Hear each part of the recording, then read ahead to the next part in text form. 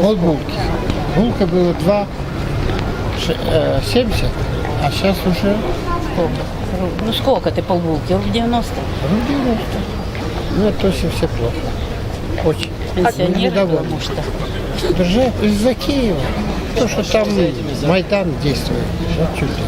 Ну, стабилизируется, это Россия будет помогать. Надо, чтобы, как говорится, Аксенов ЦИУ дал всем, чтобы они не поднимали эти цены, и все, будет порядок. Все зависит от Бардак от этих мест, что Аксенов хотят, хозяин. то делают. Хозяин вообще молодец. Да, ему медаль надо ставить. Ему медаль надо. Думаете, почему они не стали выше? Потому что навариться опять хотят больше заработать кто-то. Вот ребята, которые имеют к этому доступ, которые имеют полномочия это сделать, они решили, почему бы лишнюю копейку не заработать.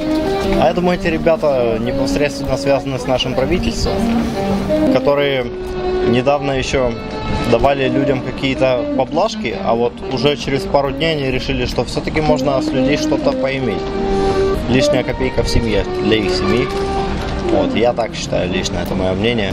Ну, пока я не заметила, в нашем магазине каждый цены день не покупаем выросли, хлеб, и он все время по одной цене. одинаковая цена. Ну, а если он будет расти, следовательно, наверное, производство как-то изменилось, я уже не знаю.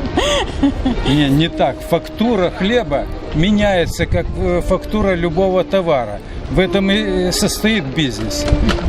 То, что мы покупали за 5 копеек, добавили туда совсем немножко, и он стал 10 копеек. Вот и все. Ну, по крайней мере, это в бизнес. нашем магазине хлеб цены не поменял.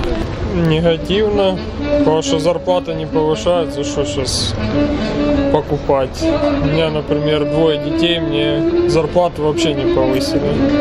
Не за что покупать. В связи со сложной ситуацией, какое-то время займет переходный период. Ну, как по мне кажется, до 2014 год он весь займет. Я голосовал за Россию. Думаю, что жизнь будет лучше, чем в Украине. В Украине сейчас повышаются и тарифы на коммунальные услуги. Вот. Ну, безобразие творится. Плохо. Это ужасно.